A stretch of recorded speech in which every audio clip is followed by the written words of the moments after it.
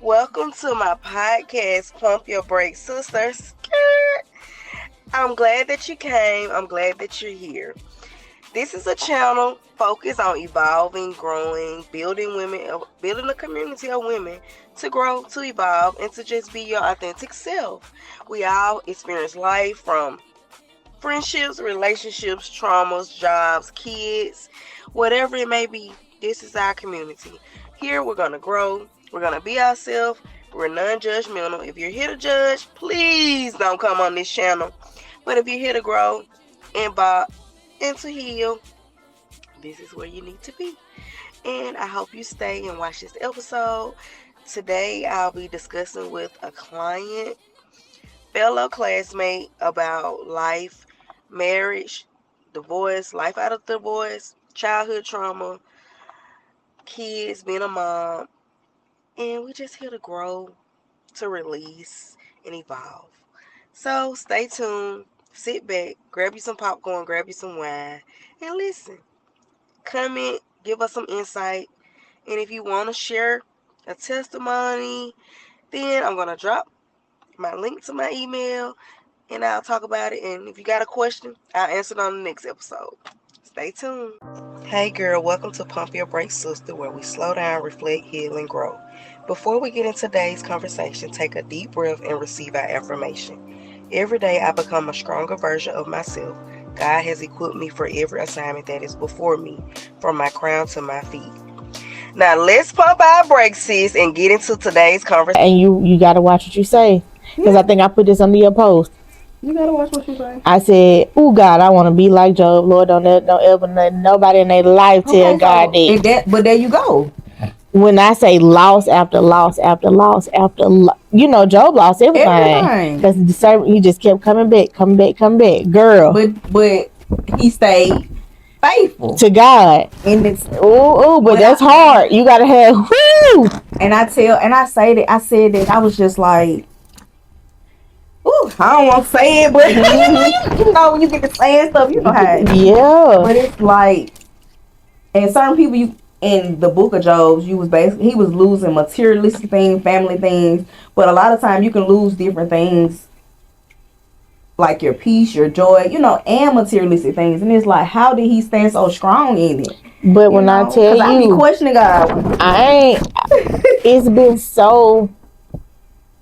I'm not worried, and I probably should. And I should be, because God said don't worry. Yes, but the circumstances, but it lets you know that I've been learning that when I'm at peace, even when I feel like I would probably in my old season be worried, that's more like where God is there comforting me. Yeah. Because I noticed that, like, even in certain situations or certain circumstances, I'd be like, man, the old me would have been flipping out by now, but I mean, still certain little stuff gets me. Oh, yeah. I feel like, I can feel the change. But that's the best part. You growing. Yeah, that's literally what it is. Okay, girl, so we're going to jump straight into it. Welcome to my podcast, Pump Ya Brakes Sista. We're here to, grow, heal, evolve. You can introduce yourself. I'm Brianna, or Bree. Okay, this is Bree. Me and her went to school together. Yes. We kind of have similar backgrounds, similar situations, from childhood through, we went to the same school, marriage, and relationship status. Mm-hmm. I don't want to say too much. I'm going to kind of let her jump in and kind of, give her back intake on that. But today we'll just be talking, and hopefully something that you hear today can help you, or, you can take with you throughout life. I'm Lenidra. I don't know what to tell y'all. I got a lot of stuff in my life going on. I want to start off by saying healing doesn't mean that the pain never happened. Healing means the pain no longer controls who we are, how we love, or where we're going. So I want anybody who's listening to think, what is one thing you've been carrying that God never intended for you to hold on to? As we go through this podcast and me and her talk, jot that down, think about that. Maybe you can learn something from what we're saying to help you give it to God. We're going to jump right in. Okay. I got some questions, so we're going to go to it. Okay. So I know that both of, and you told me that you experienced some childhood trauma as well. Like I was talking about my mom battling with a drug addiction and experiencing that as a child and how that kind of affected me. And I feel like it affected me in building relationships with women and trust among people in general. How does or did your childhood trauma affect your relationship? I have abandonment issues, so A bad who? Abandonment Okay. issues, or as I heard someone say, I'm a chronic people pleaser, or on the more on the side of coming out of that, because I've really been working on it. But I am a person who would not say how I feel. Like if you did something to me, I probably wouldn't say nothing to it. I'd brush it off, because I feel like if I did say something that upset you, you would leave. People always leave, and so I'm just not gonna say nothing. And hey, I almost like prioritizing other people's feelings over my own, so I could have companionship, friendship, and it was in every, ship in my life. So platonic, relational, all of it. I would. How did you know that it was a people pleasing issue? I think I bought one of those random shadow work books from TikTok. I got one of them too. Yes, and so I was feeling it, and I kid you, to this day, I paid that book maybe 3 or 4 years. I'm probably not past page 8 or 9. I ain't past page 2 because because it's something different when you think it, but it's something about writing it down and you having to look at it on paper, like, oh wait, and reflect on yourself. Yes, and I can get that.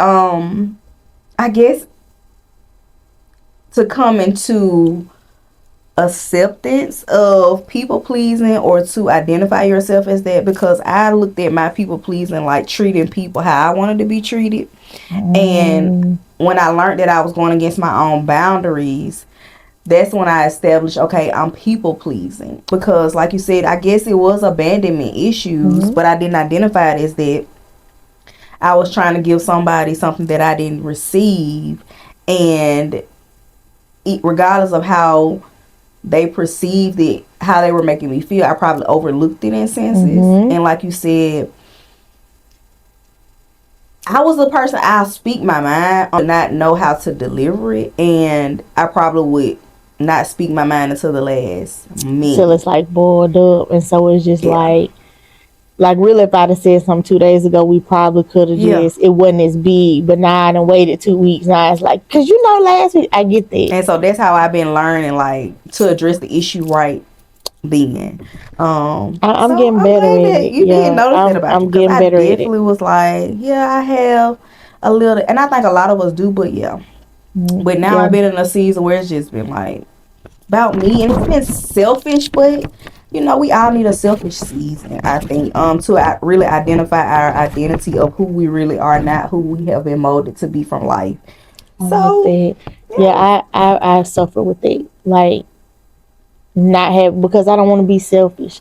Like, especially being a mom, being a wife, soon to be ex-wife. It's like, oh, the kids need this. Oh, I need to do this doctor's appointment. I need to make dinner so he can have lunch. Like, you just get so wrapped up in everybody else. It's hard for me to kind of come out of that and be like, no, it's okay to say no. But I think, and it's just what I've learned is, you got to take care of yourself first. How can you be the best version of yourself if you putting everybody before you? That's what I've learned. Not saying like just being selfish to our kids, but we got to take care of ourselves, because kids, we're going to take care of them because that's just our nature. But when I mean like being selfish, is like, I got to put me first, my mind, my mental, my health, my wealth, to establish, because of course you got girls, and me having a girl now, it's like you got somebody to look up to you outside of, I had boys first. You got 2 girls and a boy. But outside of that, you got somebody that's looking up to you. So what model I want her to see, So I don't want her to feel like, oh, I got to come home, cook, clean, and because that's what society has established us to be. And I don't feel like And sometimes I feel like it's a South thing, you know. Yeah, it's definitely a Southern thing. Yeah. I was having that conversation with a client, but yeah, I don't. Up north, they not really, No, and that also kind of rolls into like, I think it's a thing now. Like it used to be black girl luxury, but just like black people luxury. Like our counterparts, they pay people come clean their homes. And They, that's what I started doing. and it's like, oh, when they do it, it's okay because maybe they have money. But in our community, if we hire somebody to come in, oh, she nasty, she don't even want to clean her own house, or she lazy, she got a nanny, she don't want to take care of her kids. But it's like a lot of people have been telling me over in this last season is you can't pour from an empty cup. Exactly. So you going and doing something for you and taking the time for you, you're refilling your cup so I can replenish everybody else's. Pay for it. I haven't got my cleaner to come back since I've had my baby. But before I did, I paid for her faithfully. And I would clean in between, but it just felt better. It felt different to walk into a house. It looked different for somebody else to clean it versus me to clean it. It was just like, wow, it just was a luxury to me. Yeah. What would you tell someone who asks, how do you stop blaming yourself for something that happened to you as a child? So I know you said that your mom battled with addiction as well. My biological mom did. How do you tell I know that made you probably feel, I didn't probably blame myself, but in a sense I was thinking like, why can't I have a relationship like most people would with their mom? So how would you tell somebody, or what would you tell somebody to stop them from blaming themselves for things that happened to them as a child? That's a good one. So it's not your fault. You were the child in the situation. Okay. So there's nothing you could have done differently or better. You were the child. It was up to the adults around you to protect you. I have a unique, I guess, outlook on addiction or whatever. Like my biological mom did suffer with drugs, and as well as my biological father. But my dad that adopted me, he kind of had alcoholism issues, so it kind of bled over into my everyday. But I feel like when you start seeing people, especially your parents, as people, like not mama, not daddy, but Sally, Susie, whatever, your parents, you realize like, and I literally just told my mama, we was just girls. Like we were girls that grew up and had children, or in her case, adopted children. We didn't know what we was doing. We did what we thought was best. Because now my adopted mom, the mom who raised me, who I call mom, there were 3 clear different parenting styles going on all at the same time, because I had three sisters, and it was different. Like it was like one she kind of let get away with a lot. She was super strict on me, but you can tell she tried to maybe balance it out a little bit with the third, and just in that you can tell she was kind of trying to learn as she went. So we have to stop putting. Why do you think she was super strict on you versus your other siblings? Well, I think because she let the oldest one do a lot, and she may have thought, okay, well maybe that was too much, so I need to do something different, not knowing how much or little different to do. So just from one extreme to the next, and then with the third, say, okay, you can see she tried to find a happy medium in there. Okay. So, and I mean, addiction. What was y'all age differences? With the oldest one that was in the house, it was 3 years, and then my younger sister's 5 years younger than I am. Okay. So that's a unique dynamic. Typically, and I guess from my social work background, you kind of parent your children in a way, but you have to parent each one of them differently. Yes. I wonder what made her feel like she had to be more strict on you. So did your sister reach out to be like differently to where she felt like she had to be more structured? Yeah. Okay. Without putting too much in, right. Yeah. Okay. So how would you view your childhood in a sense that was not ideal? Well, number one, I was adopted, so that's not, or at least back then, it wasn't a big thing. Like, you didn't hear too many people say, oh yeah, I'm adopted. You just, or at least I didn't. I only knew really us. That was everybody I went to school with. I'm learning now as we get older and seeing people post it, you know, other people around me were adopted, but it just one of the things people talked about. Normal. Right, yeah, right.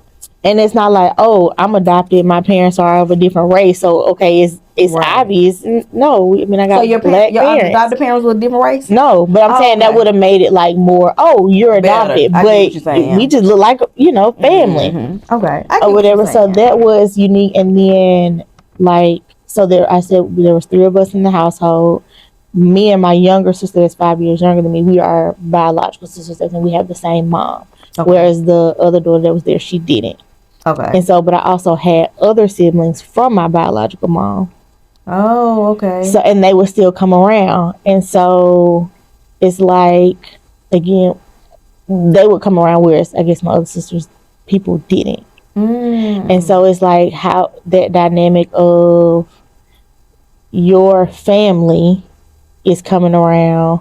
How do we integrate them, but also make this family feel family? Does that make sense? So it was kind of like still trying to people please. Yeah. In a sense. Yeah. Okay. So do you and your biological mom have a relationship now? Yes. We talk. It's not like strong, but we talk. Okay. Does she still battle with her addiction? If you ask me, I think she does. Functionally. You know how you see people can do what they need to do but still get throughout their day. And I can understand that. I think because my mom goes back and forth. But what boundaries have you established with her, I guess, to protect yourself? I guess your feelings, your emotions, still being that's your mom? So I really angry with her, or so I always saw it as addiction is like we all have addictions. I feel like whether it's shopping, food, whatever, and those are not always easy to break. And that's like I said, going back to seeing your parents as, or like my mom as not my mom, like so she probably went through something that led her to that. So it's I guess just more so humanizing her. I guess I don't have to really sit. Also, I was called the deadbeat. My niece literally called me. She said, "You a deadbeat family member." She was playing because me and her kind of cool, but I don't talk. I don't really talk to anyone. Okay. So as far as setting boundaries, I guess there's not. I don't have to because we don't really talk. So so that's the boundary that you set, pulling yourself away. But what do you feel like you don't talk to your family because of it, right? So it's something deep. Well, with my biological mom, no, because she never raised me. Okay. So the connection wasn't there. Okay. Yeah. How old were you when you were adopted? I was in the 5th grade, but I had been with my adopted family since I was 5. Okay. And from what I've been told, a few homes before then. Oh, okay. So yeah. Okay, I get. So see, with me, my mom was around. Like she was around. She stayed with my dad, you know, but it was just like here, there, back and forth. You know, it was like in and out for me. So I guess like it goes back to how you said the abandonment issue of people coming in and out of my life. I don't want, I didn't want that, but it was kind of like now that you said, it was like that's kind of what I allow, you know. I just realized it. Just talking to you, okay. What does healing from childhood trauma actually looks like? What would you say? It almost is like a realization of because it happened to you doesn't mean it's going to happen to them. And I say that because when you initially asked the question, I immediately thought of favoritism. So I feel like I wasn't the favorite growing up in the household.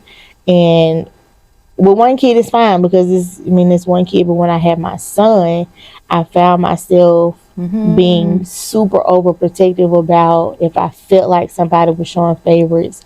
And it didn't even matter to one or the other. And I struggled with that bad. So how do you think you could heal from that? It took somebody saying, I understand what you went through, but that's not what's happening here.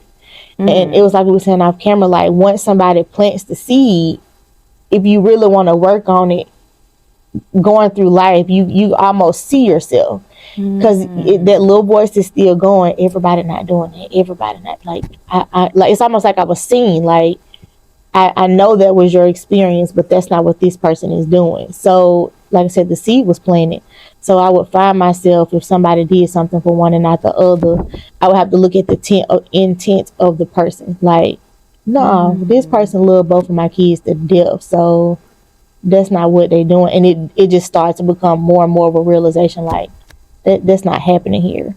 So what within you that you feel triggered you to feel that way? Because apparently, if you notice the favoritism, I didn't feel like the favorite in my like growing up. Okay. Have you healed from that? What? Yes, yeah. Like I don't even think about if somebody's showing favors one over the other. With your kids, no? Yeah, and because that's where God showed it in me. Yeah, it was through my kids. He showed a lot through them kids. Yeah, it was through my kids, and when I was trying to be mama bear, protecting them from that. Yeah, that's what triggered me. But yeah, I don't even think about it no more. It's like if somebody really probably could get me now. So I know we both have kids. You have 3. I have 3. So as a part of, I guess, healing, how do you heal? Or how do you think you heal when children are involved? What do you mean? So, and we're gonna get into that next. Even with your divorce, and going through that season or your process of it, because that hurts. You know, we expect to build life with these people or have life with people, connections, whoever's in our life. But when we have kids, it's like I don't want my hurt to bleed or my pain to bleed onto my child. So how can I heal without it affecting my child? But they're around, they're not going nowhere. Yeah. So how do you think in that? I don't want to say hiding it. For me, so say for instance, like when me and my kids' dad were going through our season, I was open with my kids. You know, typically in Black households, we kind of keep things from our kids. I went to my kids like, hey, mommy and daddy, this, that, we're not here. We're not happy here. Mommy's not happy. Mama don't never want y'all to, you know, be in this situation. But I was honest with them, even at 5 at the age, when they were 5. And regardless of, because I feel like my kids was intellectually able to understand. Yeah. But that was a part for me, because growing up I seen, you know, fighting between, you know, my parents or whatever. And I think that was a part of me healing, to be open with my kids. In a sense, a lot of times we stay in situations because of the kids. So in your season, do you feel like you have had to try to heal with your kids? Like, how do you? Oh, for sure. And I probably have bled on them a little bit. And how do you think you bled on them? So, I guess exposure. So I can recall one time, argument was being had, whatever, blah blah blah. I was out. I came home. I sat on the floor, and my oldest, she had to be, we'll say 8 at the time, 7 or 8, and she goes, "Does it hurt your feelings when Daddy talks to you like that?" And it was like, oh no, I've got to heal whatever that part in me that allows this, because she's gonna grow up and think this is what it is. It's not. How was that conversation though? Not now that I couldn't be anything but honest in that situation, because I don't want her. I can't be like, no, you know, I just roll it out sometimes. Because again, that's what we do. That teaches. Oh, it's okay if it was a hard day. That's okay if whatever. It's not okay. Like we should, and not even just on that end. Even me, like we have to be mindful of how we talk to our partners, friendships, or whoever, because our kids are watching. Right. We don't want them to pick up those habits and say, "Oh, well, it's okay because this what they did." And I think I learned that, like you said, as I went through it, because, like you said, when you're in a season where you grow up in it, you know it's not healthy, but that's what you're immune to. It's you find it's comfort in discomfort, because you know it's not right, but you comfortable here because it's your person. Exactly. Like you said, we didn't kind of grew up with it, So it's just kind of like almost like a it is what it is kind of thing. Oh, this is a bad day, just kind of thing. No. And that's just how, like, yeah. Because I recall, and I don't even argue with I don't argue with them at all. Even if it becomes to an argument. Well, I'm now in a season where, like, I'm not arguing. But when we were in that season, I did have an argument in front of my child with them. And I didn't go back to explain it to my kids like I do now when things. But their grandmother, my oldest, like you said, your oldest, my oldest, between my twins, he's very alert, very aware of everything. And he noted to his grandmother, mommy and daddy, they don't do stuff together no more, you know. And it was just like, but I had already know. I'm like, because he'll say certain things to me, and I was just like, I'm not finna let this affect my kids, you know, in that sense. So that's why I felt like, you know, I have to be honest with them to let them know, hey, this is what's going on. Because even trying to pacify it, you gotta think about they still have to grow up to the real world. And regardless of if the relationship was to last or to go down, regardless, I want them to know the truth of the matter, you know, because kids are always the most affected. In divorces. And since we are talking about that, I know you are in the process of getting there. So not to discuss too much into the depths of it, because we kind of talked about it already. In your season of going through your process, how do you rebuild your identity? And I know you told me that you're trying to speak about your testimony, so that could possibly be an idea for you. But how do you feel like you can rebuild your identity after your divorce? Because typically when you're married, they consider that to be your identity, but it's not. That's just a part of a role of your identity. How do you rebuild your identity for yourself? I'm still learning that part. I'm still learning that part. So I'm out more, but even just on my way here, it was like, okay, like even just down to like what I wear, you know, what perfumes I want. Like it is a whole different. Who am I? Kid free weekend versus, you know, it. So I'm still figuring that part out. Do I want to be outside? Which I've been outside a little bit. It's a little fun out there, but then also, but you know, but I do like. I have my times I just want to be in the house, but it's like you can't really meet nobody in the house. Do I want to meet somebody? Like, so you trying to figure that out? It's that tug of war, and it's like in my head, I'm like, okay, I think I do want to, you know, talk to somebody. Then I get bored easy. Like, okay, I'm good. I'm good with it. Like, you know, so it is definitely different every day. In a sense of I'm just so because I don't know, so it's. I don't want to say experimental because you know how people be, but you know it's just the trying of the different things. Like I've got a lot of these. Well, not even just in dating, but in like somebody's like you should get on a dating app.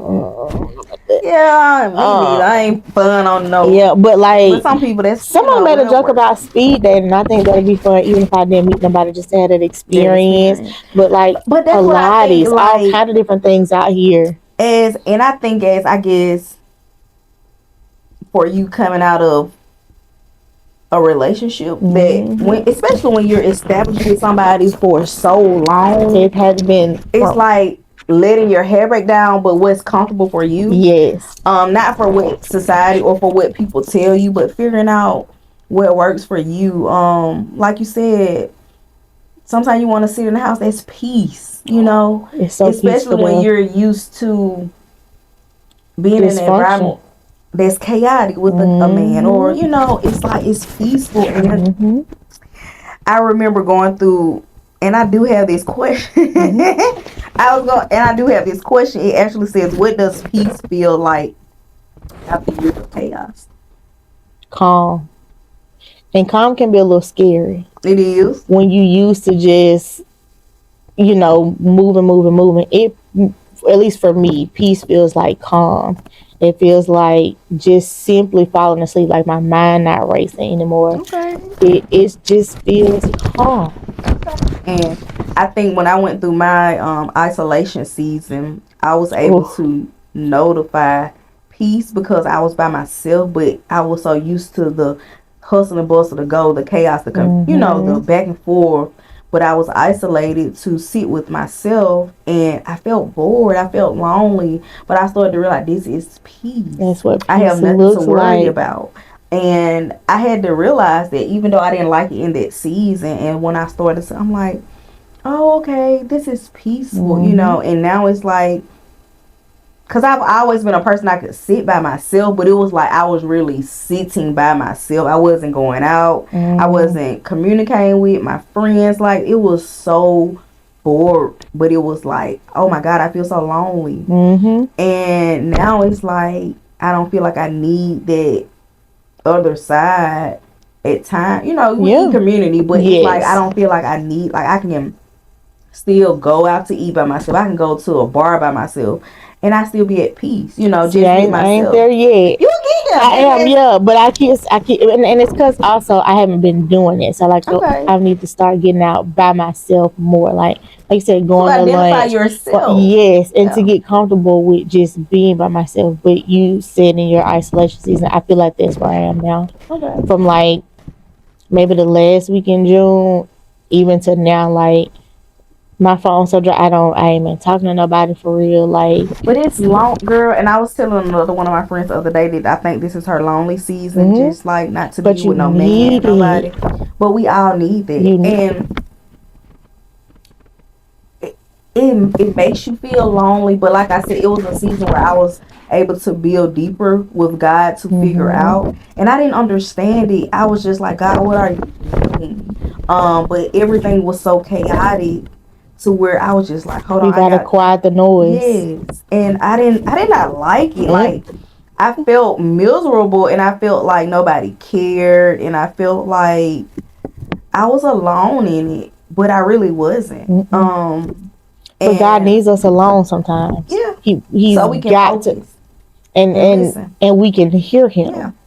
Yeah. It's. I don't it like was lonely. It was definitely so lonely. I went through it for like probably 3 months, and then got pregnant or something in the sense, and it was like, wait a minute, Yeah. I was like, he even extended the loneliness because in pregnancy, it's a different ball game. It is.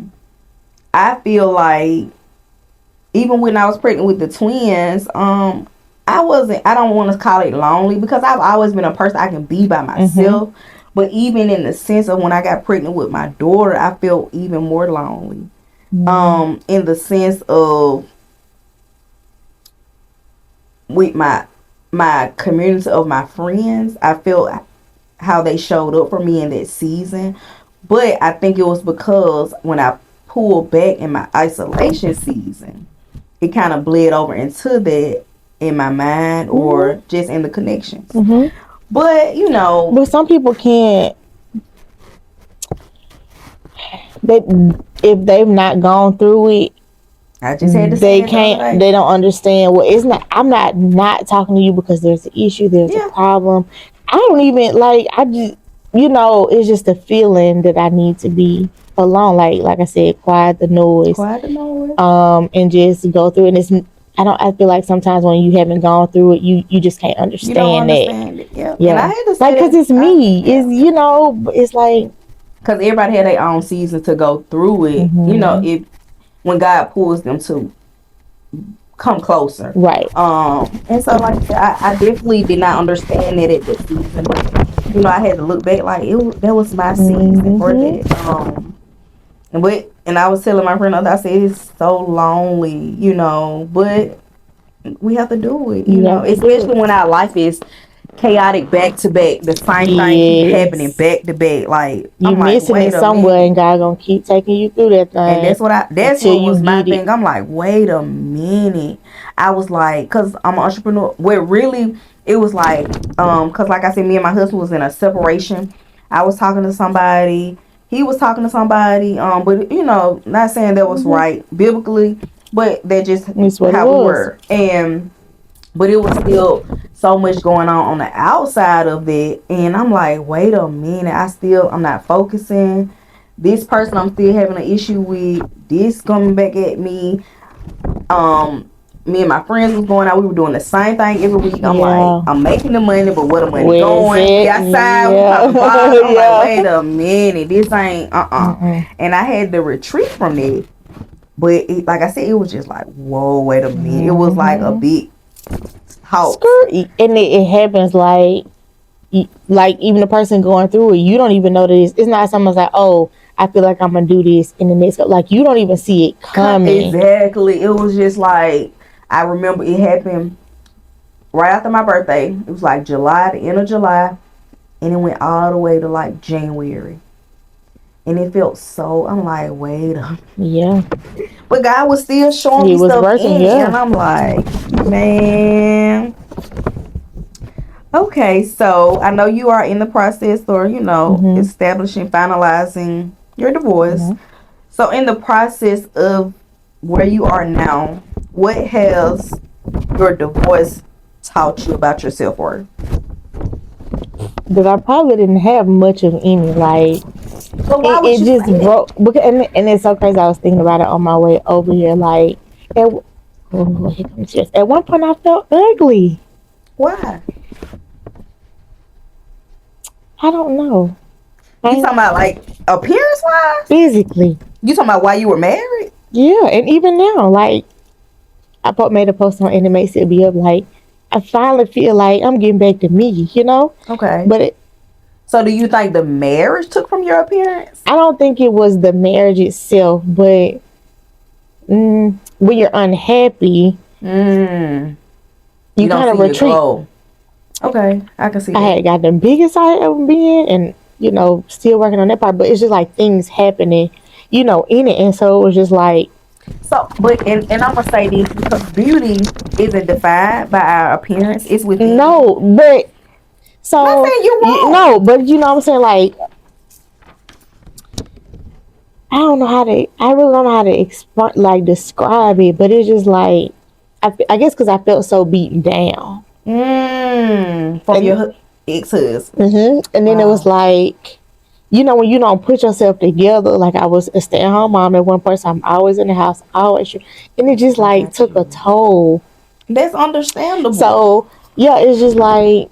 So you're rebuilding your identity that way. Oh, for sure. In so many different ways.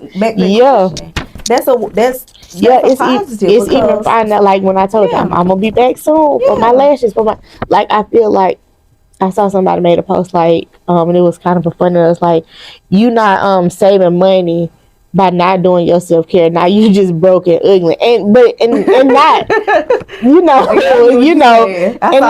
it's like, what, you're right, but you try to be like, okay, well, this need to be done over here, and this is I do myself, like how we talked about pouring into yourself and doing. I wasn't doing those things, so it was just like, you just kind of get down. So, and this is just what I would challenge you to do as another goal to build back your identity, find something to pour into yourself. If not every paycheck, once a month. Because I pay myself weekly. I try to do something for myself once a week, whether that's right now I'm doing a fast from getting my nails and my lashes done. But remember, I was talking about your Esther year. So you remember the first 6 months, if you have read the book of Esther yet, the first 6 months was basically on beauty. There was basically purification. So I would say to set yourself for a 6-month goal. Make the sacrifice. God is going to provide.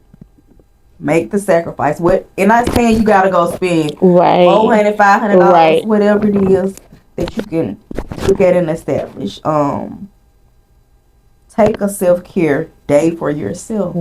Challenge yourself to, whether that's go to lunch with yourself. You're gonna feel, it's the first time may feel a little awkward, but date yourself. I did that even in a marriage, you know, because sometimes we have to realize that we can't seek the validation from other people. Yeah. We have to do it for ourselves, and when you do it for yourself, it's gonna automatically come. Yeah. Even if it's not from that person, somebody else is gonna pick up and be like, "Oh, this is how she likes to be treated. I notice this. I see this." Right. I buy myself flowers a lot. But challenge yourself for that, because how you brought out tears, it still affects you. Yeah. Oh, for sure. And I get teary too. Yeah. At times, but what we have to realize, we have to address the issue of why it's still bothering us. Yeah. And not to say, because like I said, I don't know, you know, the details of exactly what happened, but what I've learned is men try to deteriorate us in ways when they know our worth, or we're better than what they are anticipating to the world. And they try to humble you. And I was listening to a TikTok today about how men try to humble you with impregnation. And to the sense, it's true, because a lot of times they get into the idea of thinking, oh, she's gonna need me, or ain't nobody else gonna want them because they got kids. I suffer with that a lot, like, because this isn't the first time we separated, right? You know, so it's like I had 2 kids versus like and not that he's ever said that out loud, but I would think that like I done gained this weight, I got these kids, and nobody gonna want me, whatever, It ain't true. Yeah, it ain't true at all. And so, but, and then it was also kind of like like I said, I was a stay-at-home mom, so I wasn't getting out. So it's like I was kind of isolated. Inside, yeah, right. And so you kind of start thinking those thoughts, you know. And the world of social media can be so good, but it can also be so bad. Yeah, it can. You know, looking at she looked like this, but you can't get caught up in that. Yeah. So, but then too, you have to realize. Oh, you have to think or to self. You gonna have a bad batch on, like you said, social media. You have a good batch. Yes. You know, somebody might be like, "Oh, dang, she big," or such and such, and then somebody gonna be like, "Dang, she so beautiful." Yes. You know, so you have to. Yeah. It's really subjective. It's subjective. It's so subjective. And that's why I say, regardless of, I guess I'm a really confident person, but everybody has insecurities in areas. But it's like, I'm going to stand firm in my confidence, regardless of the insecurity or whatever I may hinder with myself, you know, because like for me, I battled with acne when I was in high school. So sometimes I still kind of feel that way, but I don't, you know, because I feel like, you know, it's just like the confidence that you walk with. And I think as we get older too, it's like you realize it don't matter. None of this stuff don't matter. None of this stuff matter. So I get, and I'm gonna still ask it, how do you celebrate your healing journey instead of focusing on only your pain or your trauma from? I started telling myself, and this is just it covers everything. Thank God I'm able. Okay. You know, so instead of switching it to like, oh, I don't have this or this is going wrong, it's almost like, oh, but I was able to do this. I can still do this. You know what I'm saying? Okay. So it's just kind of changing yourself worthy and taking it. Instead of my glass being half full, I'm always looking at half empty. I'm always looking at the half full side of things. Like, you know, I probably couldn't go do this, but I was able to do whatever, you know, just always looking at the positive side. Okay. Or trying to, for the most part. Yeah, for the most part, life try to bring us down, but you know, well, maybe so what does healing look like for you in this season? It's different every day. So some days it's really good. I'm up. I've been trying to get up between 4 and 4:30. I know, right? Well, you got and then we got work in school, but between 4 and 4:30, because that's before my kids get up. You know, pray, do all of that. And some days I'm great with it. You know, I'm good. But on those days of healing where it feels sad and super heavy, I'm not as productive. Okay. So I can tell when I'm having a good day because I'm not gonna snooze that alarm. I'm gonna get on up. I slept well. it's different every day. I still cry about some things. But that's okay. Yeah, but that's just what my journey looks like. Like but that's healing. It's day to day. I think this just is me because, like you said, it's like some days you up, some days you down. But I think healing is a everlasting thing. Oh yeah. But it's like where you're able to get better with certain aspects of it because you're healing more in that season. But it's not a one-time thing, you know. And I guess for you, even in that season, because like, you know, just relationship, you're grieving a part of what you thought, what you wanted, and what's not there anymore. Exactly. And I think for us, a lot of times we kind of grieve what we put ourselves through once we look at the realization of in the back burner. But then I think we have to realize that everything happens for a reason. And everything is a lesson in everything. It's a lesson in everything. Yep. And that's supposed to be the good part of it. Because it comes trial, it comes tribulation. Yep. And nobody's life is perfect. I don't care what they portray it to be. It is not a real place. Because just like even when the boys were little and you took their pictures, I would have never thought you were going through nothing I hit it well. You know, I would have never thought that. But that's typical how women show up. Yep. You know, and then that goes to like what I'm gonna go into next. Like even we'll show up to be the best version of ourselves, but when things start to crumble, we kind of keep the man to look a certain image. But as soon as it crumbles, now they're deteriorating us even more than what probably was going on right. And how do you forgive? And you probably haven't forgave him yet, but how do you try to forgive him in that? If you haven't, how do you think? You mean like in the trauma of what he kind of caused inside, but also what he put out outside that was more brought to light with the family, the friends. I don't have any unforgiveness for him. Okay. And I don't think because you did social work, so you can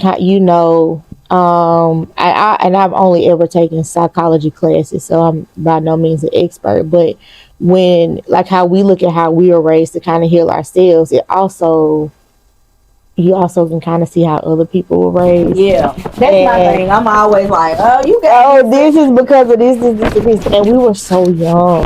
Yeah. So it's like it's like we were really just growing up together. We really just learning this thing together. And although it hurts, it ain't no either. You know, in some instances we just model what we see or what we didn't see. You know. And I don't care what nobody say, all this stuff influences us a little bit, from the movies to the music to the all of it. And so sometimes you may see in a movie something you didn't see at home. It's like, oh wait, people say all the time, I want to be Claire Huxtable because she was just, you know, but it's not always the good side. Some people don't take the good, not to say that was his, you know, what he did, but that's just how I look at stuff. That's true. We're all being affected by something deep down that we haven't healed from. Okay, so that you stated, because I'm glad you said that. I was literally going to ask you a question, so I'm gonna just get so from I guess a developmental human psychological standpoint. My perspective is relationships are mirrors, regardless of it's platonic or intimate. Yep. And being in relationships, intimacy, and being together over the years, I feel like, you know, there's supposed to be some type of evolution. Even in best friends, girlfriends, whatever, it's always supposed to be an evolution. We're supposed to see where we have grown. Right. Mentally, spiritually, as a person, not just, you know, we grow older. Right. So typically, and I guess so typically because like me and my kids, they got together in 2012. We got married in 2016. We had been together so long, like about 13 years, right? So even from the sense, like we were 18, 19, probably like around y'all, right? So you say we were kids. So at this season of our life, we were this person. Mm-hmm. So as we started to evolve and become different versions in my season of how I felt, in which I was outgrowing the version of him that was still kind of here. And we started to riff here. And it was more so of a mirror of, not to say, because I remember him saying to me, I don't like this new version of you. Mm-hmm. And it was more so like, it wasn't a new version, but this was who I was evolving to be at that. But it was new. We're supposed to change. We are, but it was how he presented it to me. Like, it's not new in this. It's not new in the sense of I'm acting, but like I'm not. Well, even still, you're not that person you were, and you're not supposed to be. That's true. And I feel like that's true. And that's true. Oh, in relationships and friendships, they always see you, and even in family, like you may have some people in your family who still see you as little Nita, whatever nickname they have you as a kid, and it's like I'm grown now, I'm an adult, I have kids, I pay bills, and so people get stuck in seeing you one way as how you used to be. And it's like, oh, you done switched up, you done changed, almost like you're better than them, when it's like, I'm not better than nobody. In that sense, I'm still the same person. I'm and still that's how it should have been delivered, but how it was delivered was an attack. Yes. So yeah, I felt, but that's how it's meant. That's how it was. That's how it was meant to come off. Because I was told the same thing. Oh, why you can't go back to 2018? You because she was a pushover. Because she let you do what you wanted to do. You can't. If we in this life, we're meant to grow. Yeah. If you stay stagnant, you did. And that's why I feel like a lot of relationships, they don't last because we're not evolving together, regardless of, like, and me and him had a conversation about it. It was basically like he was complacent, and typical a woman typically kind of pushes me in more, and I know that's me because I'm very ambitious, I'm goal driven, and I want so much out of life. But he was complacent, where we were, and he told me that, like, I'm comfortable, and that's when I started to kind of see the turn. And that goes back to think, like, this is a reason why I feel like most men, even in a happiness of where it's a disagreement or something, they kind of venture off to other avenues because it's fun over there. Yeah, it's not hard. No. And I think a lot of because like I said, we balanced each other, but like even he showed me parts of myself. Even when we first got together, I came from such a toxic background to where I was dealing with dudes where I'm like arguing, fighting, cussing out. And it was like, when I tried it with him, he was just like, don't talk to me. Like, why are you talking? Like, don't talk. So he controlled me in that sense. But then when the tables turned, he couldn't accept me to give back feedback for how he could evolve. So in the sense of with you and your ex-person, however you want to identify, when did you notice the change in the dynamic? I'm gonna have to put some disclaimers out to people before this air, but and it's not. No, I'm not. But I'm just saying. So like, hey, this is what I did, because But I feel like for me, it was when I became a stay-at-home mom, and even we had a conversation about it, because it was like the dynamic of quote unquote control changed. Like, I'm paying all the bills, you just supposed to be here cooking, cleaning, whatever, when I say go, I can do whatever I want to do because I'm paying. And I feel like a lot of people, and maybe I was in by no means a high profile relationship, but I can see how people with lots of money and women that are in those situations, that's how they're done. I can do what I want to do because everything you got is because of me. because I'm paying the bills. You don't work. You get what I'm saying?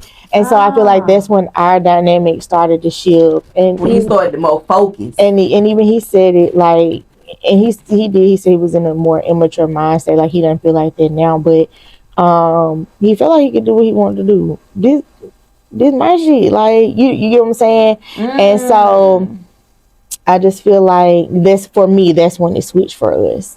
Because I've always worked. What made you be a stay-at-home mom? I got fired from Wells Fargo. Okay. But it was right at about a year after my daughter was born. My oldest was a preemie.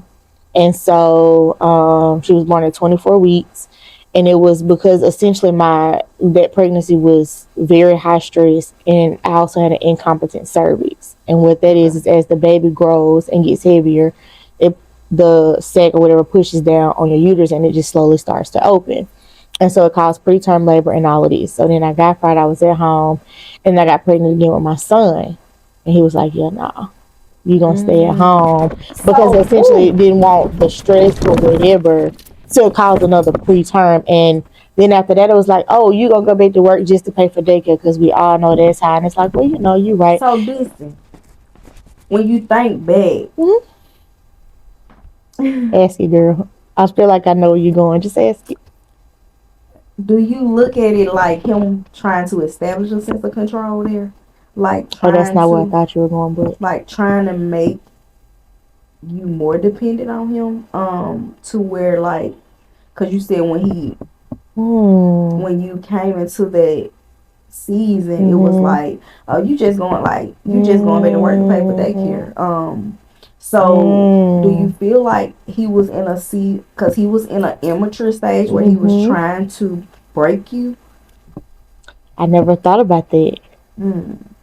But two things can be true at the same time, right? Like, but you've got me thinking about it as you talk, because it looks like, but it could have very well been. I can't say that to be true. I don't know, because daycare was high. And I mean, I think I would have been going back. I think I did get a job offer. It was maybe like $18, and that money, it would essentially be what we would have to pay in childcare at the time. But like I said, two things could be true at once. I don't know, because of what you said to me earlier, and I'm not going to really discuss it. But in the sense of, but maybe when you left, how he came at you because he lost the control. So maybe I'm just thinking. No, that's good though, because not really food for thought now, but like identifying maybe those patterns, so I don't take that, or I can identify in the next. That's good, because I never thought about it like that. Because what you said, it just was because being in it, you don't see a lot of stuff when you're in it. And I never even went back to think about that. Like with my kids, that which I'm very strong minded, and so that's why we kind of clash a lot. But I noticed, even with his background being in law enforcement. Men have this sense of where they don't have, not saying him specifically, but before I get into it, like they have to establish their dominance. And I remember we was having an argument or whatever. We was starting to become in a disagreement about something, and he was like, "It's always been Anisha way. It's not Anisha way no more."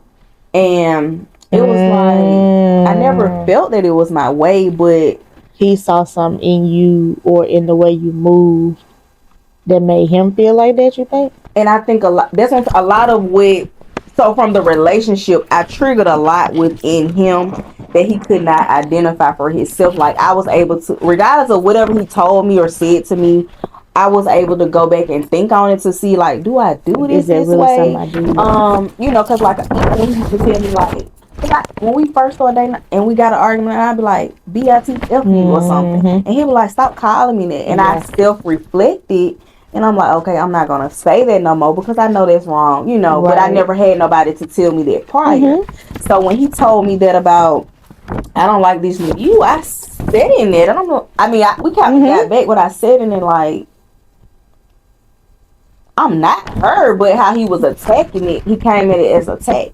So, but I still, like, I'm not her no more. Like, I'm not going to be her. Like, but to me in that season, it was like the one who didn't say too. I mean, we'll get the argument, but I'll brush it off, or when we get the argument, I'll sit back and think like, I didn't have to do that. I'll go back and apologize. Yeah. And I wasn't in that season anymore, and it was like almost like, dang, should I go back to being like? It wasn't that. I know that was over. Okay, but it was more like because in the so like you said, we grew up in a season where we were both in college. I was in college. He left to go into law enforcement. I was still there. I graduated, and I was still in my studies. So I wasn't really hanging out as much with my friends. Because I was still studying for my license exams, and I went back to school for my master's, and it was all of that. So once I completed it, but you were outside doing you. When I we didn't have kids. So when I completed all that, then I started to come back outside. And you didn't really like that. And it was more like, now I'm mirroring back out to you. Because you probably knew what you was doing. To me, that's how I feel. When you was outside. That's valid. And then it's almost like, okay, this who I thought you was, because maybe this is who I knew you to grow to be. You ain't never been outside, but it was because it's not that I don't do this. You just caught me in a season where something else was the priority. And so it's not that I've changed. You just didn't know this version of me. I kind of. But see, even like we were in when we was in college, because you went to Jacksonville, right? We was in Jacksonville. That's where I met him at. And I was doing Greek, but I wouldn't go out as much. I was out, but I wouldn't, like, they would road trip to certain things I wouldn't do. And it was more like, but I'm an open person. So it's like, I would tell him, like, such and such tried to talk to me, and I realized you can't really tell a man that because they get the big head. And it was more so like, when I realized what was really going on, I stopped doing it. And it was more so him coming back, well, what happened to you turning, people down, and it was just like, oh, so now it's like the tables have turned, and it's like the accountability of accepting. Men don't give grace how we give grace. They can never. So no. I was in that for so long to sit in it and just like, okay, But I learned to accept that because it was just, and I told him, I'm like, I'm triggering something within you that you don't want to identify. Right. Because I identified the things that you triggered in me that I still had to work on. And I think that's still kind of where the up and down was. Yeah, sometimes accountability is a thing, and if you can't take accountability, it's gonna be hard. Like if one person can't take accountability, and you like you said, he would bring accountability for yourself. Yeah, like he would bring stuff up about you, and you could sit in and be like, okay, wait, maybe I do this. I ain't seen it, but I keep an eye on it. Versus when you bring it to them, now it's a big whole blow up.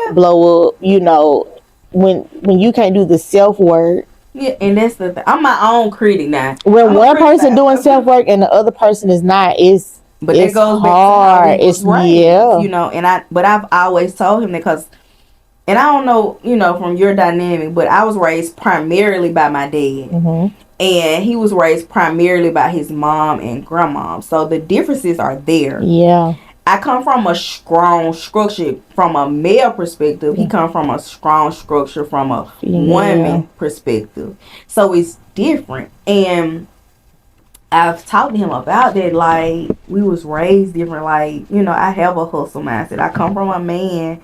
I'm going to go get it. I'm going to do this. But I don't want to feel like I'm in a man role, position. Yeah. And it's like, but so where our relationship turned was basically I was the person that'll plan everything, he'll pay for it. I'll plan this, plan it. But I told him, I said, I don't want to keep doing, I want you to do it sometime. And when I stopped, it stopped. Yeah. And that's where the turn went. And it was just like, oh, okay, So it's like, even in that, how do you rebuild? How do you think you could, if you could have possibly rebuild in your whatever y'all had, where do you think you could have rebuilt it to where it could have been sustainable to try to rekindle at what season. I know you saying it's the accountability because that's kind of, I understand it's men had it thing. But even outside of accountability, on my end, I probably should have there are probably things I should have healed in me first. So that I could have set the boundary first. Because what I've learned in healing and setting boundaries are cool for new people coming in because this is how they're meeting you. But I met him at 19, married at 21. I didn't even know so now here I am 25, 26 plus, and now I'm starting to set these boundaries. It's hard. And and it's hard for both people. Number one, to stand firm in it, and number two, to change. That's true. And so I ain't gonna say I wanted change immediately, but I probably could have given more grace on time, I guess. How much grace is too much grace? But you asked that the other day. I feel like how much grace so right, and that's where I am, like, because it was like, okay, we're doing good, we not, you know what I'm saying, and it's like, I guess the inconsistency of it all. But I don't think, also to that point, that as one person you can do anything to change it, because you're either going to, no, it's not even either. The only way you as one person can make a relationship work is just to bow down to that person that's not willing to change. And so it'll benefit the relationship, but it's not going to benefit whoever that person is, because you're going to have to die to, and they say you're supposed to die to yourself and to become one. But both people have to die to themselves. So, and if I'm the only one there, I was going to that. Out in my next question. So we married considerably in a church. Did y'all bring God into that outside of going to the altar? Or did it become because typically I feel like when things start to erupt, that's when God wants to come in, right? So, at what point did you ever decide, like, we need to bring God into this? Or when you say, so for my instance, so I'm going to say, we both had our own differences, regardless of, I've always been, like, in the church. He believes, but he's always had this persona because his grandmother kept him in the church all his upbringing, and he just is the type, I don't want to say I don't have to go to the place. He don't want to go to church because he was there all day with his grandmother. So that was always something that kind of was in my head to say. But I also look at it as the woman is always the helpmate, right? We're the gateway to whatever God wants to deliver within that relationship, that communion, that connection to where he wants us to evolve to. And that goes back to how you said, if I'm the only one dying to myself and they're not,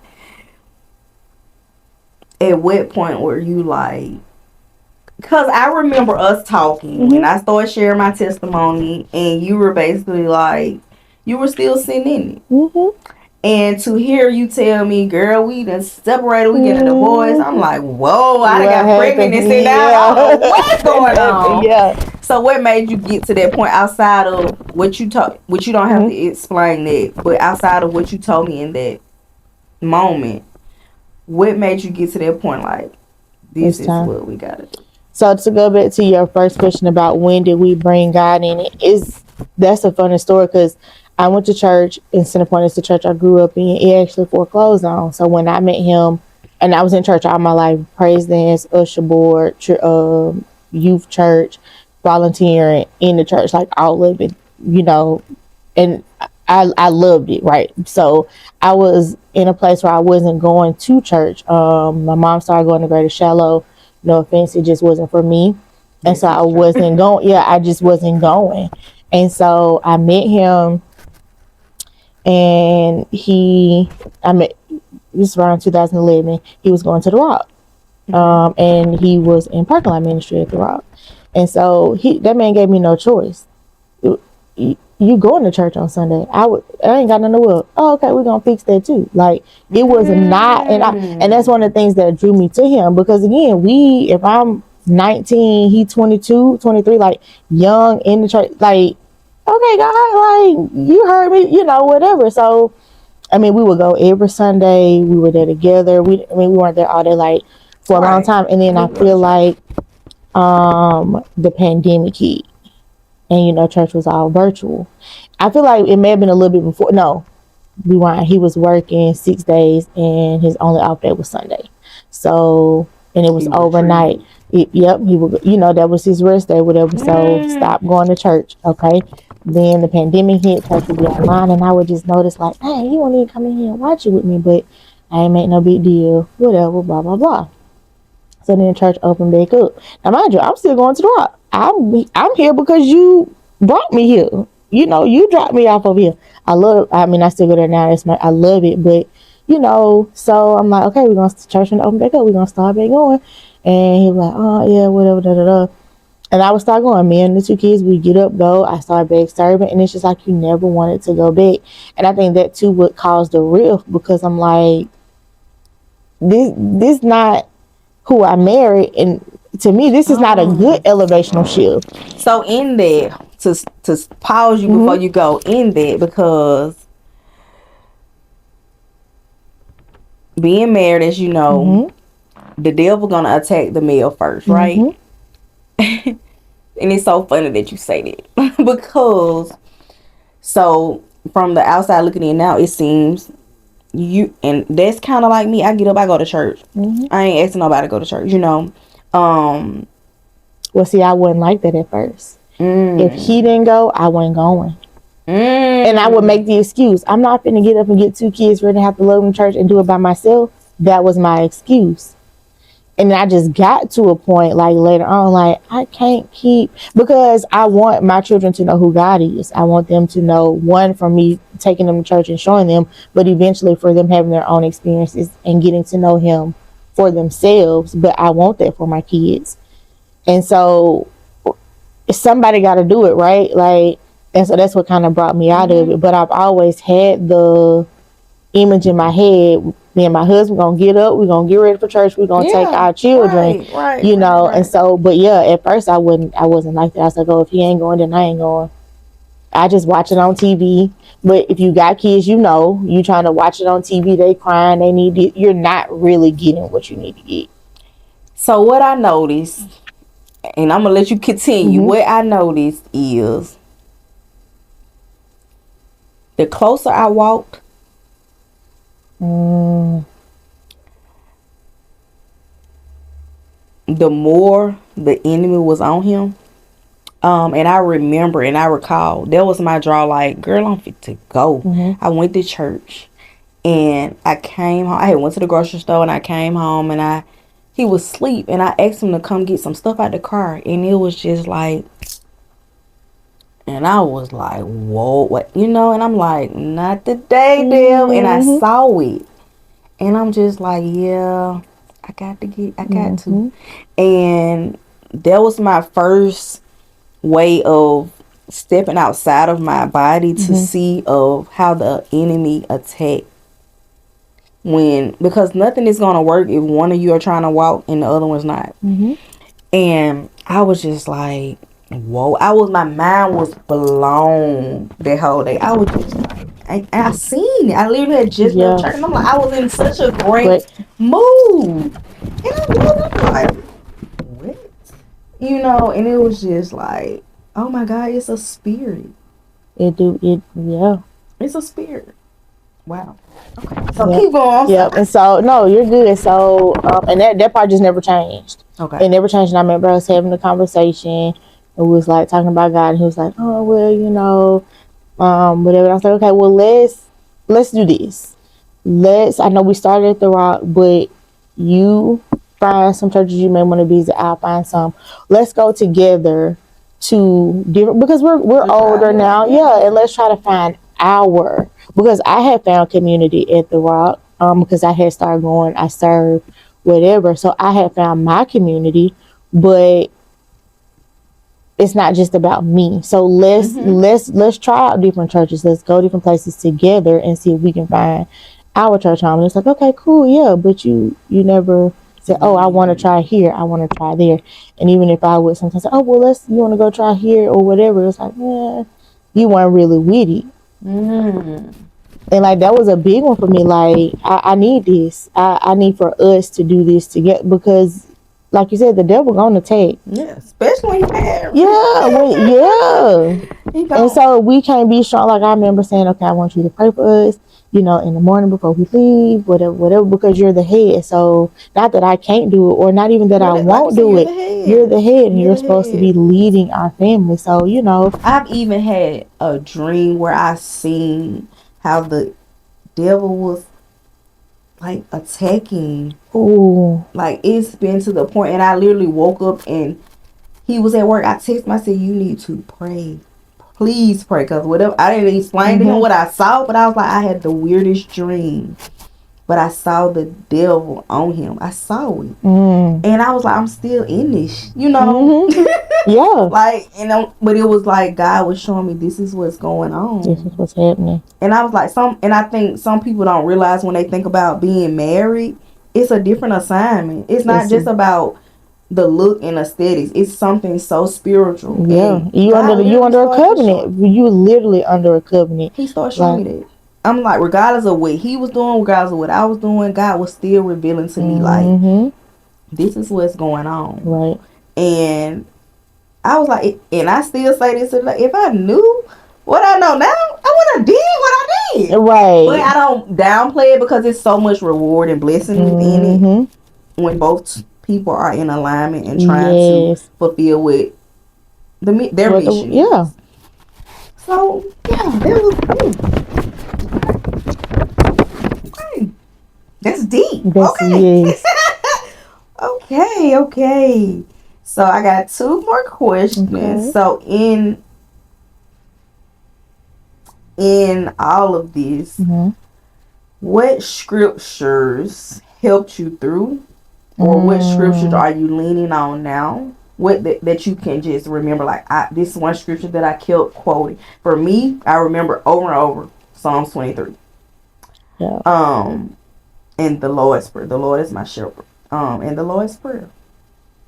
I don't know the scripture. Oh, I wish that one I could have got beforehand, because it's a good one.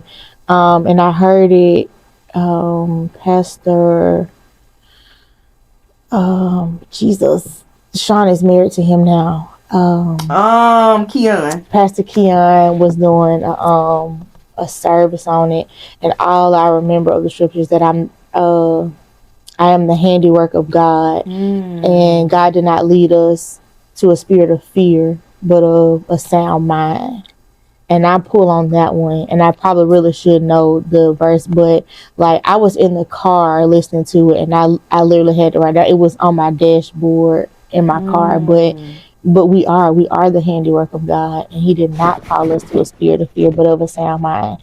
And just, I pull on that when I'm going through, because this is what God made me to be, like, not to be out here all crazy, worrying and every last one of us. He called me to a sound mind. Yeah. And that's our divine right. While we're trying to figure it out, God has already worked it out. Especially in this season, this year has been a big one for me. I'm trying to figure it out. God already worked it out. You just gotta let go. He did. So you just gotta get to, like I said, let go. And when you let go, He's gonna align you where He wants you to be. And then to just ask God, like, give me my people.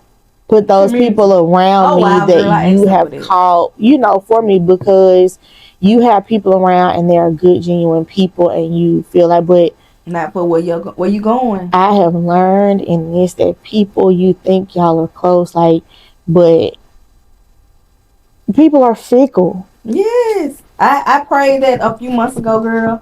And I was just like, God bless me with my community. That's a scary prayer though. I walked into people Walmart, lady just walked up to me. It was so crazy. And she was like, you go to church? I was like, yeah. And she just thought, but she was from another church and she wanted to invite me to some group. And I was just like, God is so faithful. Me and Valerie were in Atlanta for Broadway back in December. And we just walking through Belk, and there's two ladies in there. And they didn't catch us when we first got in there. I saw them. They didn't catch us coming out. And I was like, we'd like to invite you to our virtual church. Like, it was housed, that they had a building in brick and mortar in Atlanta. They was like, oh no, this is like women's Bible study we do. And it's just walking through. We there for a concert. Mm-hmm. We just in the mall on the day, you know, because I think the concert was on Sunday. We went down Saturday, Friday or Saturday, like just randomly. Like it be a line how it's supposed to be. I was so blown. I'm like, and I literally, as I said, what made you walk up to me? I'm not even, because I was like literally blown. Like, why did you just walk up to me to ask me that? But God does things for you. Ask for it, He gonna get. He said, ask and you shall receive. Yes. Seek and you shall find. You know, knock and you will be. And the door will open. Okay. So I don't know if you remember Rakia. But this was years ago. She made a status. I think she was working in the mall at the time. And she said that I think she said, and this is, like I said, it was years ago, so I don't remember exactly, but every encounter was intentional.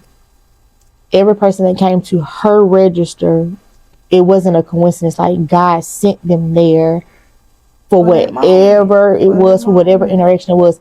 And I work in a customer service job, but that made me look at interactions so different. With people. Yes, because you never know. And to think, if you're thinking about every interaction is intentional, like God sent, it makes you slower to pop off. It makes you slower to judge. It makes you, because it's like, almost like this is my assignment for right now, like why they're in my presence. Yeah, but that's and your so assignment. Shout out to her for that, because that really changed my mindset. Your perspective. Yes, and like you said, she had to say that for somebody, because I didn't never see that post. I never you thought saw it, so it was for you to see, like you said, for your season.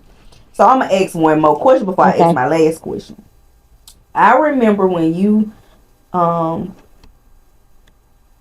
you dreamed about me, whatnot. Remember you was telling me about this. So have God revealed to you the reason for that? No, and I'm gonna say no and yes. Okay. Because I don't think it's come full circle just yet, and this could be the reason why that full circle moment for us to be here having this conversation, for whoever it may help. But I think I needed somebody, because our journeys aren't the same, but they're similar. Right. You know, the kind of, and we don't really talk outside this, but to have somebody almost walking in with you, like, you ain't alone, girl. Right. You know, so. Most definitely. Yes. Most definitely. Okay, so what would you say to your younger self today? Do it. Do it alone. Do it scared. Do it. I've got that in my journal, in my phone. Just do it. It doesn't matter if you fail. Just do it. Like, I don't do it know alone. What I would say to my younger self. I'm hearing in my head, you got this. Yeah. That's what I heard in my head. I don't know exactly, but you got this. Yep. Because regardless of what I probably would have expected for my childhood wasn't bad, but it wasn't what I would have wanted, you know? And that's what I would say about, like, you know, when you in it, everything is bad when you're in it. Yeah. But I didn't have, it could have been, Lord knows, it could have been so much worse. Because some people have it worse. Yes, because I mean, I experienced playing sports, whatever that. It may not have always been what I wanted to do. So it wasn't bad, like you said. Yeah. It just, it's not a childhood that I plan to give my kids, or you know, but it was mine. I needed to go through it for whatever reason. And you take things from people. Good. Okay, I want this. Yeah. I'm not gonna do that. And so, you know. And that's how we should do or look at our relationships that we all have. Across the board, yeah. So, do you have a question for me?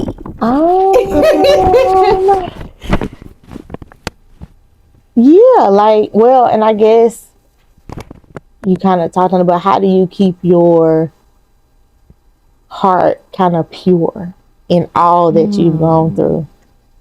Because we see you online, and it's, you know, we can tell that it's attack after attack on Lenidra, but it's like you're still, or come across, and even just here, like your vibe is still of joy. Like, how do you keep that with all, you know? Hope. God always sends me some type of intentionality, whether it's me hopping on YouTube, listening to something, a client walking in here saying something to me, getting on YouTube, hearing something just about whatever I'm going through, either a reminder. Because God created us all in His image. He knows what's within me. He's owning parts of me that is not like Him, and trying to remain pure is a strength, but sometimes I look at it as a weakness. In simple fact, because I be battling with my flesh and what my flesh want to do, and it makes me feel weak in seasons. Okay, I can see that. Just off the strength, like, oh God. It's so I'm just gonna be honest. On Friday I woke up. I don't know if you seen when I was posting about the girl that was staying in my rental property in T-Town, but basically she was telling me she was gonna pay, she owed so much, whatever, and she did not notify me until the last minute about an eviction notice, so I didn't have time to fight with them. And basically I had already got the scoop on the girl. T-Town so small, and I got clients in T-Town. I know people in T-Town. But I woke up Friday morning, and I was like, I'm going to T-Town today, because I had already know what she be hanging out at, and I was like, me and my sister gonna ride up there tonight to the little club. I get on TikTok. No lie, the first, it was literally a lady. She had about 60 likes on it. And it says, don't let that set you back. It said, whatever you're thinking about doing, don't let it set you back, because God revenge is greater. And girl, I said, ain't no way God just came to me like just like, and you can't even. And so it's like he give me free will. But it's almost like he got that cool. He won't let me, in the season where I'm at, he won't really let me. And I think it's because I still be like, God, I surrender to you. But one thing I have started to do every day that I wake up, I say, Holy Spirit, I invite you in today. Provide me with my daily bread. Because you never know how the enemy gonna try to attack you. As soon as you open your eyes. You know, the first time you open your eyes, you think, oh, I gotta pay these, I gotta get these, I gotta do, you know. And I realized that was a flaw of mine. And girl, I be going day by day. My heart be telling me the right thing. My flesh be telling me to act like this, but God be bringing me back. He be bringing me back, and it's like he be convicting me. Like I still be thinking about it, but I'm like he said, don't let it set me back, because if I go up there and act out, who knows what that's gonna cause? You know, or what that's gonna stop from what God trying to do right now. How Father is gonna, because when you think about how they were in the wilderness for 40 years when it was not supposed to be that long, right? And it's because they was doing what they wanted to do. And I try to think about that, like, oh my God, today might be today, you know. But you never know what it is that he's trying to. But I heard somebody say, and it may have been on TikTok, like, God gonna keep taking you through that same until you get it. Until you get it. And that's just what I'm like, it was back to back. I'm like, I loaned this person some money, $500. I'm like, this person playing with the rent. I'm like, oh my God. This person is, but it's always like, okay. And he like, but I felt like he was teaching me, you're not relying on me here in your finances. And you're not trusting me in certain seasons of your finances. So this is where I'm sending the attack, the test, and letting him attack you with. And I'm starting to see that, girl, because it's like he's been telling me this is where your power is gonna be, but I need you to learn how to control it. And to, because one thing I learned is, even with your heart is deceitful. You have to learn how to guard your heart. And even God knows, but God had boundaries with people, you know. And it's like, I know I be having it. So if somebody asks me and I know they in need, I want to do it. But it's about, take it to God and pray first, you know. And because it's not your assignment. Yeah, and that's because what I'm them learning. Not having it, that's where God probably needs them to be. And that's what I'm learning. I'm learning this now. Yeah, but it's crazy you say that, because God has been convicting my heart on tithing. I am not. I need to do a whole lot better. Just do it. And it's like how you just said, like, I'm not trusting God in this area. And some days I supposed to woke up this morning and pay my tithe. I started doing this, doing that. I'm gonna pay it today, still gonna pay it.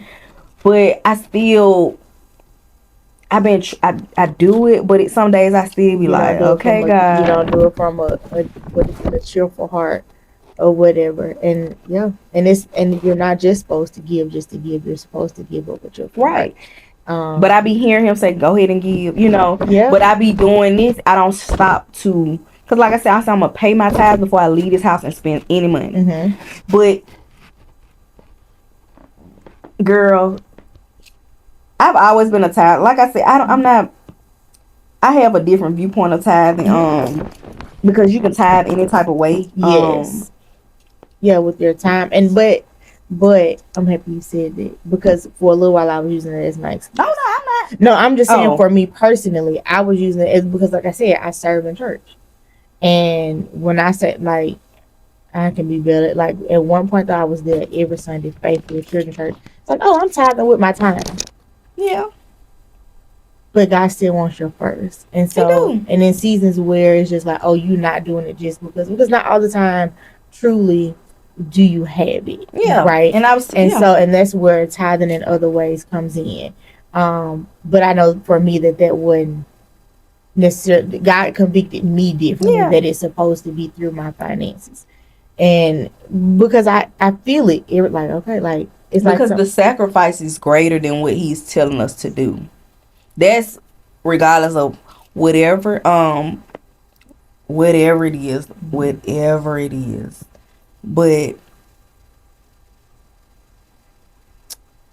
it's a part of where he's pruning within you of what he wants, because we have to rely on him with everything.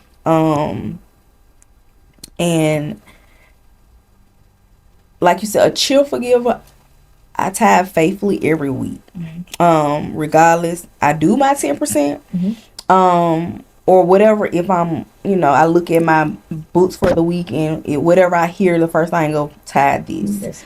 But like you said, sometimes, even if you don't have, and I was telling somebody that the other day, when you're in a season where you don't have it, that's where you have to tithe in other ways. And that can be, even if I don't tithe to a church, I can walk outside and just bless somebody. That is a part of a sacrifice, because you don't have to do that. I mean, you don't really have to, but it's sacrificing, because you're taking something from your family to feed the next person, So I look at it like, whatever God is telling me in that moment, in that time, on my heart, on my mind. But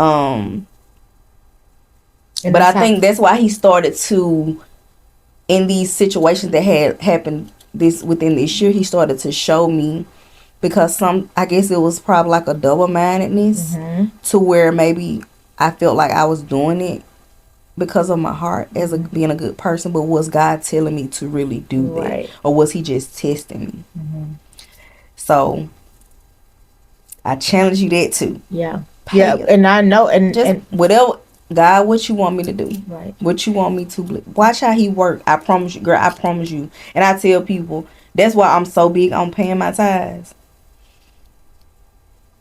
But I know God it's in my show finances up, baby. because it be heavy. I'm like, He show up. I've been like I've been for the most part just like good, but it be heavy. I'm like, now you knew you was. It's like almost somebody. I'm telling myself, but in my head, you knew you were supposed to do that. Yeah, You but know that's you were supposed to God. do that. I know. That's why I say I know specifically for me in this season, it is through my finances. But then you gotta and you gotta think about where your attack be. That's where your blessing is. Yep. And so that's something that I realized. I'm like, but that's why He wants us to steward what He gives us. So even like I said, when I was like, oh my God, I was like, what? I'm making money. What the Where is is it it going? And I had to sit back like, we outside, we doing. doing this, we doing that. This ain't what He want me to spend my money at in this time, in this season. So it was like, how am I going to steward it? So that's something that I still sit in, even in, but I'm better. And I realized that because I'm typically like the person, we'll go out and I'll be like, oh yeah, I'll be like, I'm gonna pay for her food, but God started to show me, stop doing it. Regardless of, I know what kind of heart you is. It's not about how they see you. It's me. And it's like, I don't do it as much anymore. But it was like, He also showed me, because I like certain people I was doing it for that I'm no longer connected to. Now that I look back, they didn't reciprocate that, and it was like He was showing me to guard your heart. And so that's why I'm like, but He still had to show me that in this year. So it was like, okay, God, but I had to do it even with my own sister, and I felt bad because that was my sister. She asked me for some money, and I'm like, I knew I had it, but I was like, I can't do that right now. But I knew it was a test, and I'm just like, okay, God, I hear you.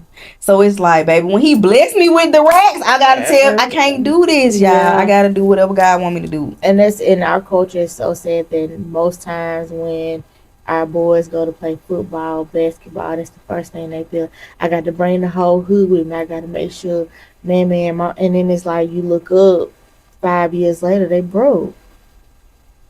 Because God didn't call you to bring you, like you said, God was selfish with His time. He had the 12, but even within that, there was 3. Everybody can't have access.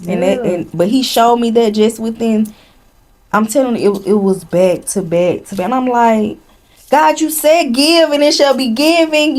But why are they taking? And I questioned Him on it, and it was more so like, but did you ask me? Right. And I'm like, okay, I hear you now. One thing I'm working on is asking God about everything. Everything. Even the little things. Everything. Like I heard somebody say once, and that may have been from one of my best friends, was like, even down to what I put on today, God, what you want me to wear. Yeah. And that sounds so crazy. Like, girl, just get up and put some clothes on. But involving God in everything. Everything. But I've learned that practice on, because like I said, I know how I see how the attack was coming on my money. Every time I give money, every time I swipe my card, every time I pay for something, I say, God, thank you. Every time. I don't care if I went and bought them prison, I said, God, thank you. They were $5. But it's just like, because I see that's where the attack keep coming to me at. And it was just like, okay, I gotta give it back to let Him know I'm thankful for it. I see it.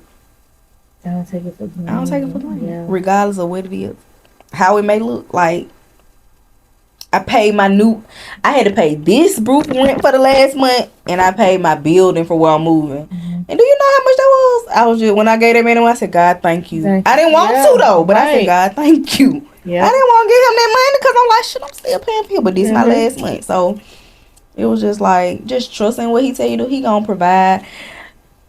The biggest I ever tied it was last January, and girl, when I tell you I was that month, when I was like, okay, God, what? But I didn't want to do it, But I'm like, okay, I hear you. But it's a test, You never know. He tests you in season for whatever's to come. Yeah, that was that. But they say obedience is better than sacrifice. It is. It definitely, most definitely. So we have to be obedient and, walk with Him as He walks with us. Surrender to Him every day. It ain't easy. Ain't that peach and cream. Don't ever think life is perfect. Don't ever think you're supposed to be perfect. God will mold you and create you to be who He wants you to be when He wants you to be in that season. And I just heard in my head to let you know you are a very beautiful woman. You're nothing about you is ugly. So don't consider yourself to be ugly. I don't know why I went back to that, but yeah, He wanted me to say this. So I'm letting you know that remember that He created us in His image. So yeah. Thank you. Until next time. Bye bye.